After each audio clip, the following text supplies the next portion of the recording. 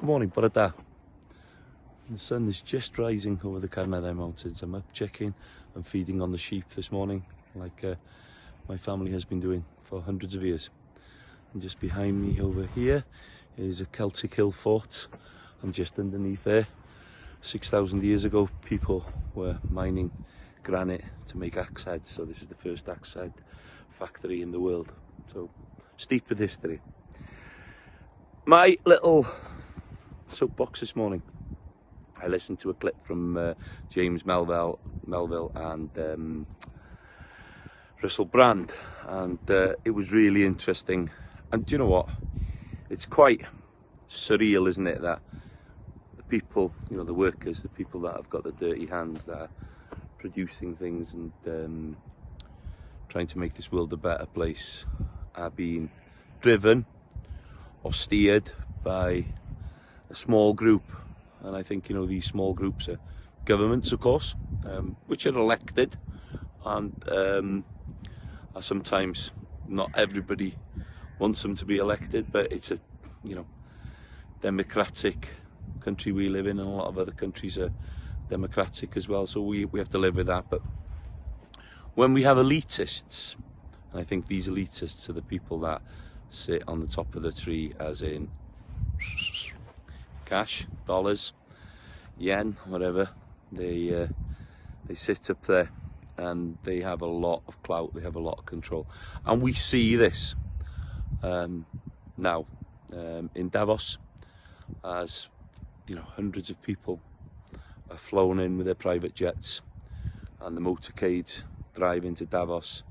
The big Ubers, Amazons, the big companies take over this town and take over their shops and make their little stores there, so they can sell their products and make more money off the people, you know, that are working.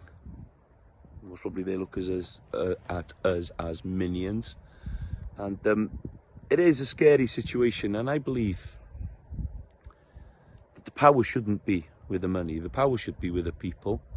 And we can see how these authorities and some of these people at this moment in time are trying to take away that power, you know, from the farmer to produce food, you know, put that into multinational companies so they can produce processed crap in their factories, so they can sell that, make people sick, where the pharmaceutical companies can then give you byproducts for that sickness, as in diabetes, overweight, heart problems. And these are a lot of the side effects that we get from poor food. So if we start from the bottom, start with a farmer, building, you know, that foundation for the next generation with good food, with a balanced diet, so people have an understanding there is such a worth to food.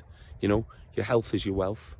And that's why I believe that we have to look at what these people are pushing in these organisations to get people to eat poorer food. You know, because that's what it looks like to me. Get people back on healthier foods, whatever your diet, vegetarian, vegan, pescatarian, carnivore, whatever that diet is. Get away from that processed crap. Start eating natural foods.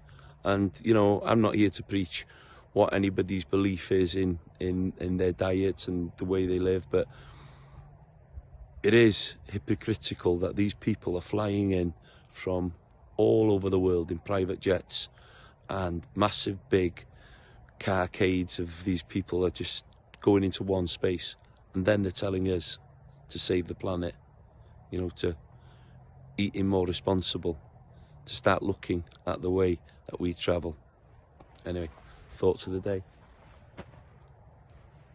What an office view, eh? Living the dream.